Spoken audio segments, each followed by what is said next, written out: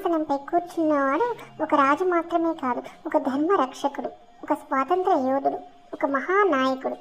ఇతనే ఛత్రపతి శివాజీ మహారాజ్. అతని కత్తి కేవలం యుద్ధానికి కాదు, అది అన్యాయంపై న్యాయం గెలిచే సంకేతం. అతని పరిపాలన భయంతో కాదు, ధర్మం, న్యాయం, ప్రజల సంక్షేమంతో నిర్మితమైనది. రాజ్యాన్ని గెలవడం సులభం, కానీ ప్రజల హృదయాలు గెలవడం గొప్పది. అదే చేశారు శివాజీ మహారాజ్. ప్రజలు అతన్ని రాజుగా కాదు, తమ రక్షకుడిగా భావించారు, తమ గౌరవంగా చూశారు, తమ గర్వంగా నిలిపారు.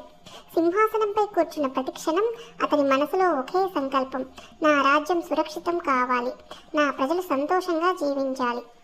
ధైర్యమే అతని ఆయుధం, న్యాయమే అతని శక్తి, ప్రజల ప్రేమే అతని గెలుపు.